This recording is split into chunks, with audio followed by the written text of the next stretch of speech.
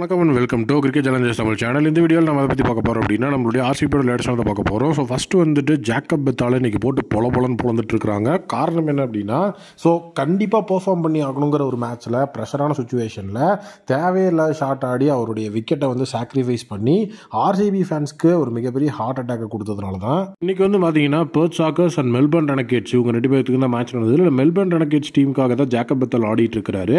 First bat பண்ண Perth சாக்கர்ஸ் 147 runs அடித்தாங்க. 148 அப்படிங்கிற ஒரு ஆவரேஜான ஒரு ஸ்கோரை சேஸ் பண்ணுறதுக்கு மெல்பர்ன் ரெனகேட்ஸ் வந்தாங்க. பட் அவங்களுக்கு ஆரம்பமே அதிர்ச்சியாக தான் இருந்தது.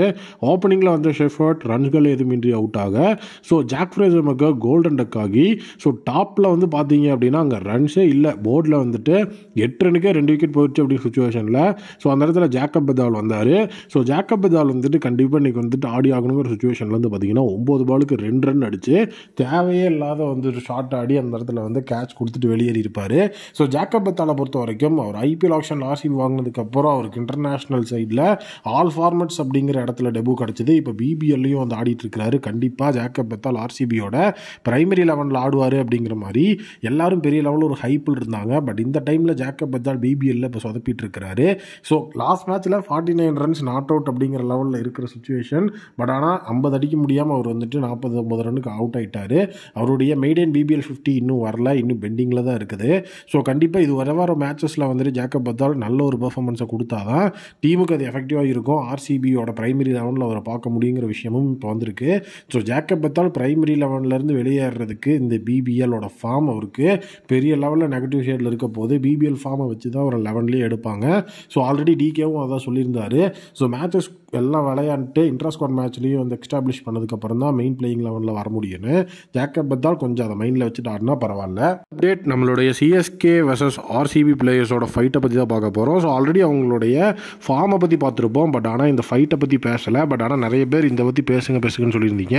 ஸோ அதாவது ஹோபர்ட் ஹரிகேன்ஸ் வர்சஸ் அட்லடைஸ் ஸ்ட்ரைக்கர்ஸ் மேட்ச்சில் ஹோபர்ட் டீமுக்காக வந்து டிம் டேவிட்டும் அட்லடைஸ் ஸ்ட்ரைக்கர்ஸுக்காக நம்மளுடைய ஜெமி ஓவர்டனும் ஆடிருந்தாங்க. ஸோ இதில் வந்துட்டு ஜெமி ஓவர்டன் சிஎஸ்கேக்காக ஆட போகிற ஐபிஎல் டிம் டேவிட் நம்மளுடைய தலைவன் ஆர்சிபியோட பிரைமரி ஃபினிஷராக இருக்கிறதுக்கு வாய்ப்பு இருக்குது. ஸோ இவரில் வந்து பார்த்தீங்க அப்படின்னா ஜெமி ஓவர்டனோட ஒரே ஓவரில் வேறு லெவலில் வந்து டிம் டேவிட் 3 6 அடித்து பறக்க விட்டுருவார். ஸோ அந்த ஓவரில் வந்து பார்த்தீங்க அப்படின்னா ஜெமி ஓவர்டன் டிம் டேவிட்டாக வேணும்னே போய் வம்புழுத்திருப்பார். என்ன ஷாட் ஆடுற அப்படிங்கிற மாதிரி விஷயமெல்லாம் அங்கே நடந்திருக்கும். பட் ஆனால் டிம் டேவிட் வந்துட்டு கொஞ்சம் கூட அசராமல் இதுக்கெல்லாம் எனக்கு இப்போ டைம் கிடையாது அப்படின்னு சொல்லி அவரை தள்ளி விட்டுட்டு அவர் போகிறதுக்கு பார்ப்பார். பட் ஆனாலும் ஜெமி ஓவர்டன் அவளை வலுக்கட்டாயமாக பிடிச்சி வச்சு ஸோ தேவையில்லாமல் வந்துட்டு அந்த இடத்துல வந்து ஆர்கியூமெண்ட் போயிட்டே இருக்கும். ஈவன் அம்பையர்ஸும் அந்த இடத்துல வரமாட்டாங்க. ஏன்னா வந்துட்டு அது ஒரு பெரிய கான்ட்ரவர்சியாக உருவாகலை. அந்த இடத்துல வந்து எல்லா பிளேயர்ஸும் அவங்களை சுற்றி சரௌண்ட் பண்ணி ஏதாவது நடந்திருந்தா அம்பையர்ஸோட இன்வால்மெண்ட் இருந்திருக்கும். பட் அந்த மாதிரி எந்த விஷயமும் இல்லை. ஸோ இந்த ஒரு கான்வர்சேஷன் முடிஞ்சோடனே தலைவன் ஒரு 6 போடுவாப்பில். ஸோ 28 பாலுக்கு 62 யாருமே எதிர்பார்க்காத ஒரு நாக் தான் டிம் டேவிட் வந்துட்டு அட்லடைஸ் ஸ்ட்ரைக்கர்ஸ்க்கு எகென்ஸ்டாக ஆடினது. ஸோ கண்டிப்பாக இந்த மாதிரியான நாக்ஸ் தான் வந்து டிம் டேவிட்ட இருந்து ஆர்சிபி எக்ஸ்பெக்ட் பண்ணுறாங்க. பிரைமரியாக வந்து பார்த்தீங்க அப்படின்னா ஒரு ஃபினிஷர் அப்படிங்கிற அந்த ரோலில் வந்து டிம் டேவிட் இருக்கிறதுக்கு நிறைய வாய்ப்பு இருக்குது. ஏன்னா டிம் டேவிடா ஜேக்கப் பெத்தாலா அப்படிங்கிறத இப்போ விஷயம் அது இந்த பிபிஎல் தீர்மானிக்கும் நான் நினைக்கிறேன். உங்கள் ஒப்பீனியனை சொல்லுங்கள். நெக்ஸ்ட் அப்டேட் நம்மளுடைய ஆர்சிபியோட அந்த ஒரு எமோஷனல் கனெக்டில் ஸ்டில் இருக்கிற மேக்ஸ்வெல். நம்மளுடைய மேக்ஸ்வெல்லை பொறுத்த வரைக்கும் ஸோ இப்போ வந்து பார்த்திங்கன்னா ஒரு இன்டர்நேஷ்னல் டியூட்டிஸ் அப்படிங்கிறதுல இருந்தும் ஓரளவுக்கு ரிலீவ் ஆகி ரெஸ்ட்டில் தான் இருக்கிறாரு. ஸோ இன்றைக்கி என்ன நடந்தது அப்படின்னு வந்து பார்த்திங்க அப்படின்னா நம்மளுடைய ஆர்சிபியோட டீம் பஸ் இருக்குல்ல, ஸோ அது வந்து பார்த்துட்டு ஸோ அந்த இடத்துல வந்துட்டு நம்மளுடைய மேக்ஸ்வெல் அவருடைய பையனை அதாவது அவரோட குழந்தைய நம்மளுடைய ஆர்சிபியோட அந்த டீம் பஸ் போஸ்டர் தூக்கி காட்டுற மாதிரியான ஒரு இமேஜை மேக்ஸ்வெல்லோட ஒய்ஃப் வந்துட்டு இன்ஸ்டாவில் பதிவிட்டுருந்தாங்க. கிளென் மேக்ஸ்வெல் ரொம்பவே வந்துட்டு தரமான ஒரு பிளேயர், நம்ம எல்லாருக்குமே தெரியும். ஸோ அவர் ஆர்சிபிலேருந்து வெளியே போவார்னு யாருமே எதிர்பார்க்கல.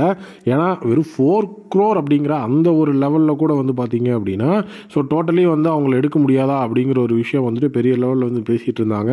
ஸோ இப்போ ஒரு நம்மளை விட்டு போயிட்டாரு. பட் இருந்தாலும் அந்த எமோஷனல் கனெக்ட் அப்படிங்கிறது ஒரு பெரிய லெவலில் இருக்குது அப்படிங்கிறது தான் இங்கே வந்துட்டு நம்மளுடைய மேக்ஸ்வெல் ப்ரூவ் பண்ணியிருக்கிறது.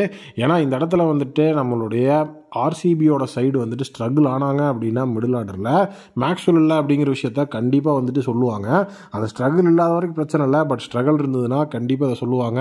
ஆக்ஷனில் வந்துட்டு நீங்கள் இது ஆர்டிஎம் பண்ணியிருக்கோங்கிற விஷயம்லாம் வெளியே வரும். ஸோ கொஞ்சம் இந்த இடத்துல யோசிச்சிருக்கலாமான்னு இப்போவும் வந்துட்டு நெருடலாக தான் இருக்குது. பட் வெயிட் பண்ணி பார்ப்போம் எப்படி வந்து ஆர்சிபியோட விஷயங்கள் மாறுதுன்னு. நீங்கள் என்ன நினைக்கிறீங்க அப்படிங்கிற உங்களுடைய ஒப்பீனியனை கமெண்ட் செக்ஷனில் மறக்காம கமெண்ட் பண்ணுங்கள். மீண்டும் ஒரு புதிய வீடியோ மீட் பண்ணுறேன். Thank you, take care, bye bye.